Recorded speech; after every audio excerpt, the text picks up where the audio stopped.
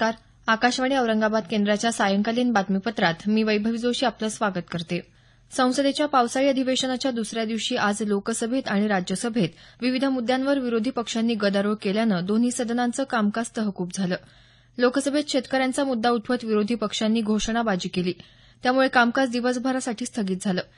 त्याआधी सदनामध्ये जम्मू काश्मीर आणि अफगाणिस्तानमधला दहशतवादी हल्ला तसंच ईशान्येकडच्या राज्यात आलेल्या पुरात मृत्यूमुखी पडलेल्यांना श्रद्धांजली वाहण्यात आली. राज्यसभेत अल्पसंख्याक आणि दलितांवर अत्याचार या मुद्द्यावरून गोंधळाचं वातावरण होतं. गदारोळ वाढतच गेल्यानं कामकाज दिवसभरासाठी तहकूब झालं.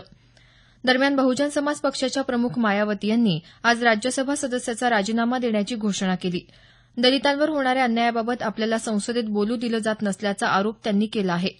उत्तर प्रदेशातल्या सहारनपूर इथं काही हिंसक घटनांमध्ये दलितांचा छळ केल्याच्या मुद्द्यावर चर्चा करण्यासाठी त्यांनी आज राज्यसभेत स्थगन प्रस्ताव मांडला होता.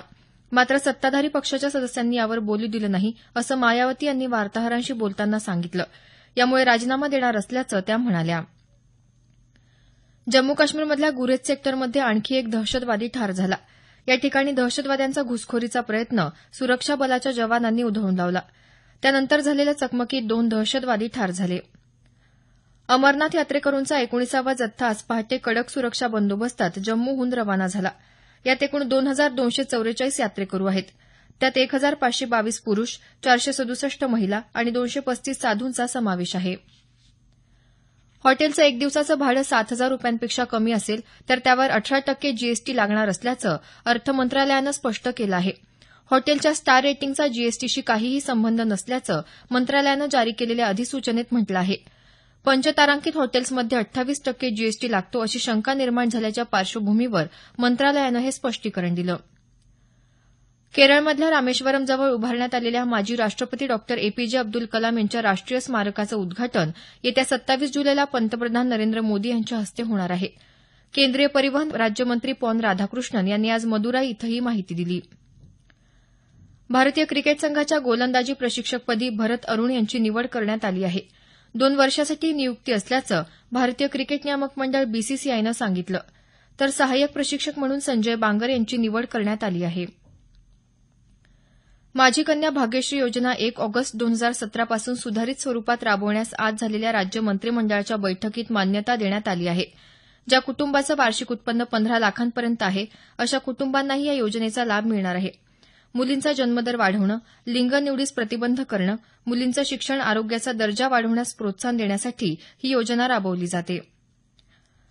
राज्यातल्या औद्योगिक प्रशिक्षण संस्थांमधून उद्योगांच्या गरजेप्रमाणे प्रशिक्षण दिलं जावं तसंच प्रत्येक संस्था ही 1 ते 5 उद्योगांशी जोडून विद्यार्थ्यांना गुणवत्तापूर्ण शिक्षण आणि प्रशिक्षण मिळेल यासाठी प्रयत्न केला जावा अशा सूचना अर्थमंत्री सुधीर मुनगंटीवार यांनी दिल्या आहेत. मुंबई इथं कौशल्य विकास आणि कामगार मंत्री संभाजी पाटील निलंगेकर यांनी अर्थमंत्र्यांसमोर मॉडेल आयटीआय संदर्भात सादरीकरण केलं त्यावेळी ते बोलत होते. मॉडेल आयटीआय प्रकल्पासाठी पथदर्शी स्वरूपात लातूर आणि चंद्रपूर जिल्ह्यातल्या औद्योगिक प्रशिक्षण संस्थांची निवड करण्यात आली असल्याचं निलंगेकर यांनी यावेळी सांगितलं. या 2 जिल्ह्यातल्या औद्योगिक प्रशिक्षण केंद्राला आयएसओ करण्याची प्रक्रिया महिनाभरात सुरू करण्याचे निर्देशही मुनगंटीवार यांनी यावेळी दिले.